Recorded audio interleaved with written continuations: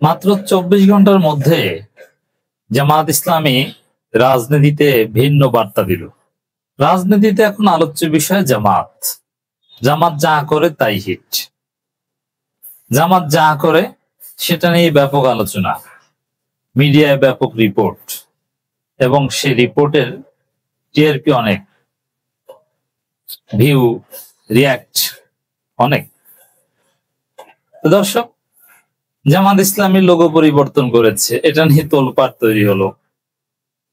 জামাতের লোকজনও পক্ষে বিপক্ষে লিখলো, লোগোর রিভিউ দিল, বিভিন্ন গণমাধ্যম রিপোর্ট করলো, কিন্তু 24 ঘন্টার ব্যবধানেই জামাত ইসলামী আবার দেখেন ওই যে নতুন লোগোর যে বিষয়টা সামনে আনা, ওটাও কিন্তু জামাত অনানুষ্ঠানিক ভাবে সামনে এনেছে। একটা ডিপ্লোম্যাটিক মিটিং এ ব্যাকগ্রাউন্ডে লোগোটা দিয়ে দিয়েছে, ফরমালি কিন্তু কোথাও বলেনি, বা ফরমাল অফিসিয়াল ওয়েবসাইট বা ফেসবুক পেজে পরিবর্তন এরকম কিছু না।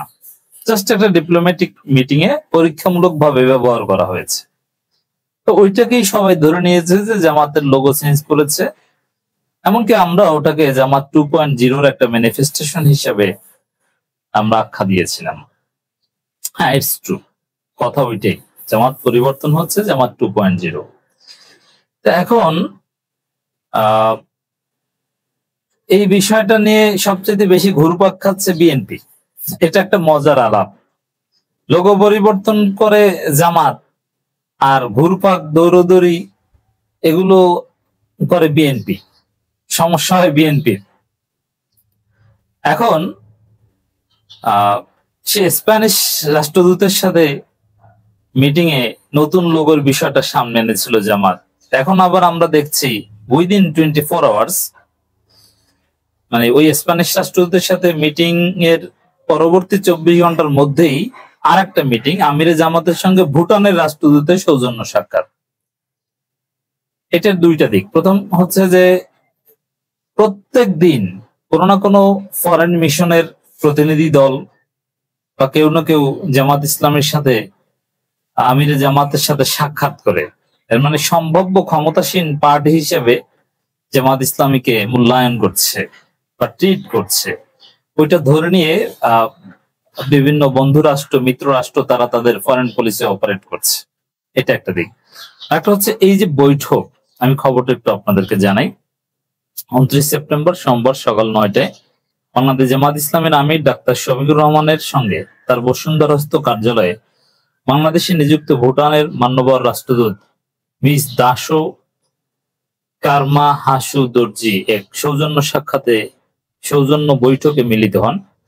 তার সঙ্গে ছিলেন দূতাবাসের কাউন্সিলর মিস্টার জিগড্রেল ওয়াই শেরিং। বৈঠকটি অত্যন্ত হৃদ্যতা ও আন্তরিকতাপূর্ণ পরিবেশে অনুষ্ঠিত হয়। বৈঠককালে তার বাংলাদেশ ও ভুটানের স্বার্থ সংশ্লিষ্ট বিভিন্ন বিষয় নিয়ে খোলামেলা আলোচনা করেন। ভবিষ্যতে উভয় দেশের দ্বিপক্ষীয় বাণিজ্যিক ও অর্থনৈতিক সম্পর্কে উন্নয়ন এবং অগ্রগতির ধারা অব্যাহত রাখার ব্যাপারে তারা দৃঢ় প্রত্যয় ব্যক্ত করেন। বাংলাদেশ জামাত ইসলামের সহকারী সেক্রেটারি জেনারেল এবং কেন্দ্রীয় প্রচার ও মিডিয়া বিভাগের প্রধান অ্যাডভোকেট এহসান মাহবুব জুবায়ের, আমিরে জামাত পররাষ্ট্র বিষয়ক উপদেষ্টা প্রফেসর ডক্টর মাহমুদুল হাসান বৈঠকে উপস্থিত ছিলেন। কারণ এই বৈঠকের ডিপ্লোম্যাটিক গুরুত্ব তো বললাম, যে সারা পৃথিবী এখন জামাতের দিকে মনোনিবেশ করছে, যে একটা নতুন দল ক্ষমতায় আসতে যাচ্ছে বাংলাদেশে, তাদের সাথে আমাদের সম্পর্ক রাখতে হবে। সবাই প্রত্যেক দিন কোনো না কোনো শিডিউল থাকে, এবং আমিরে জামাত তার ডিপ্লোম্যাটিক, আমি এই পরামর্শটা দিয়েছিলাম, জামাতের ডিপ্লোম্যাটিক মিটিং এর যে জায়গাটা, রুমটা, এটা আমিরে জামাতের ব্যক্তিগত কার্যালয় থাকা উচিত, ডিপ্লোম্যাটিক এরিয়ার আশেপাশে। আমি গুলশান 2 সাজেস্ট করেছিলাম, হোয়াট এভার, একটা ভালো জায়গায় করেছে। অনেকেই পরামর্শ দিয়েছিলেন, এটা একটা পজিটিভ দিক। আর একটা হচ্ছে যে ডিপ্লোম্যাটিক মিটিং এর যে সেট আপটা, এটা খুব দুর্বল ছিল। এমনিতে বাসা বাড়িতে যে সোফা থাকে ওইভাবে বসে, অথবা যে কনফারেন্স টেবিল, ওগুলোতে বসে ডিপ্লোম্যাটিক মিটিং করতো, যেটা একদম অড ছিল। এখন পর্যন্ত মগবাজারে কনফারেন্স টেবিলে বসে ডিপ্লোম্যাটিক মিটিং করে, যেটা হাস্যকর। ডিপ্লোম্যাটিক মিটিং এর সেটআপ এবার আমিরে জামাতের ব্যক্তিগত কার্যালয় বা তার বাসভবনে সম্ভবত বসুন্ধরা, এইটা ঠিক আছে। এখানে দুই দেশের পতাকার ব্যবস্থা থাকবে, পেছনে দুই পাশে দুইটা লাইটের মতো, এবং মাঝখানে একটা টেবিল, দুই পাশে দুইটা চেয়ারে প্রধান দুইজন বসবেন, এবং তার দুই পাশে সোফা থাকবে, দুই দেশের প্রতিনিধি বসবেন। এটা হচ্ছে ওয়ার্ল্ড ক্লাস বা world wide accepted diplomatic meeting এর সেটআপ। এটা জামাত করেছে। তো এই জায়গায় আমার আলোচনার আজকের এই টপিকের মূল ফোকাস হচ্ছে, এখানে আমরা দেখতে পাচ্ছি দর্শক, সেই আলোচিত লোগো, যে লোগো নিয়ে তোলপাড়, সেই লোগো এখানে আর নাই। গতকাল ছিল, এখন সেই লোগো নাই। এর অর্থ কি? এর অর্থ হচ্ছে যে জামাত ইসলামী আসলে ওই লোগো ফাইনাল করেনি, অথবা বিতর্কের মুখে বা জামাতের ইন্টারনালি এখন পর্যন্ত এটা ফাইনালাইজ হয়নি। পরীক্ষামূলক ভাবে মানুষের রিয়াকশন দেখেছে, নেতাকর্মীদের মনোভাব, যেহেতু শুধু এখন আর সেই মজলিসে শুরা আর নির্বাহী পরিষদের মধ্যেই সিদ্ধান্ত গ্রহণ প্রক্রিয়া সীমাবদ্ধ থাকে না। এখন জনমত, যেটা সোশ্যাল মিডিয়ায় রিফ্লেক্ট হয়, এটা একটা গুরুত্বপূর্ণ দিক। এই জায়গায় জনমত বিবেচনায় হয়তোবা এটা সাময়িক সময়ের জন্য সাসপেন্ড করেছে। যে আরো আমি যেটা বলেছিলাম যে লোগোর কনসেপ্ট ঠিক আছে, কিন্তু লোগোটা দেখতে ভালো না, স্মার্ট হতে হবে, ডিজাইনটা সুন্দর হয়নি। দাড়িপাল্লা আরো ছোট বা আরো স্টাইলিশ করা যায়, হয়তোবা সেদিকে মনোনিবেশ দিচ্ছে। আর যে বিতর্কটা আপনারা করছেন অনেকে, যে জামাত দিন থেকে সরে গিয়েছে, আকিমউদ্দিন, আল্লাহ এগুলো বাদ দিয়ে দিয়েছে লোগো থেকে, এটা আপনার না জেনে করছেন।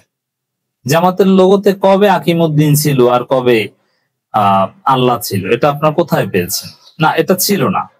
গত 15 বছরে আপনি জামাতের ফেসবুক পেজ, টুইটার, ওয়েবসাইট, তাদের গঠনতন্ত্র, আরো যত ফর্মাল কাগজপত্র আছে, প্যাড আছে, কোথাও আপনি জামাতের লোগোতে আকিমউদ্দিন, আল্লাহ এগুলো দেখাতে পারবেন। আর লোগোতে এগুলো থাকা বাঞ্ছনীয় নয়, কারণ লোগো সাধারণত বর্তমান প্রেক্ষাপটে এটা কাগজে ছাপানো হয়, টি শার্টে, ক্যাপে, ওটা নিচে পরে অপমান হয়, এই জন্য এটা সচরাচর ইউজেবল এরকম হওয়াটাই বাঞ্ছনীয়। তো সেই জায়গায় নির্বাচনী রাজনীতির ক্ষেত্রে যদি প্রতীক সম্বলিত কোনো লোগো সময় উপযোগী হয়, এটা করতে পারে, সমস্যা নাই। আর কে বলেছে আকিমউদ্দিন বাদ দিয়েছে?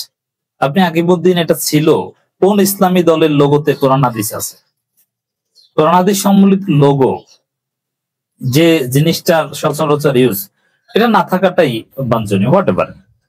তো এইখানে বিএনপির সিনিয়র যুগ্ম মহাসচিব রুহুল কবির রিজভী, ছাত্র দলের কিছু ছাত্রী, তারা এটা নিয়ে চিল্লাচিল্লি করলো, এই যে জামাত গেছে, জামাত গেছে, জামাত ইসলাম থেকে বের হয়ে গেল। মানে তারা হচ্ছে মনে হয় যেন চর্ম নাই বিএনপি ইসলামী দল, আর জামাত আকিমউদ্দিন বাদ দিয়ে দিয়েছে। এখন গঠনমূলক সমালোচনা করছে, ভাই আপনার একামতে দিনের পথে থাকলেন না, কাজটাকে ঠিক হলো। বিএনপি এরকম ভাব নেয়। রুহুল কবির রিজভী কত কথা বললো, জামাতের লোকজনের চাইতে মনে হয় যেন বিএনপির লোকজনের আগ্রহ বেশি লোগোর বিষয়টা নিয়ে। কিন্তু ওই লোগো তো ফাইনাল করলো না, চেঞ্জ করলো না। এখন আজকের বৈঠকে তো কোনো লোগোই নাই। মানে বিএনপি আসলে জামাত নিয়ে একটা কঠিন পরিস্থিতিতে আছে, একটা বেকায়দায় আছে, বারবার হোঁচট খাচ্ছে।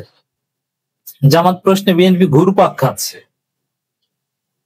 গুজব প্রচার করছে। মানে মরিচিকার পিছনে রুহুল কবির রিজভীরা দৌড়েছেন। এখন এই যে জামাত আরেক খেলা আপনাদেরকে বোকা বানিয়ে দিল।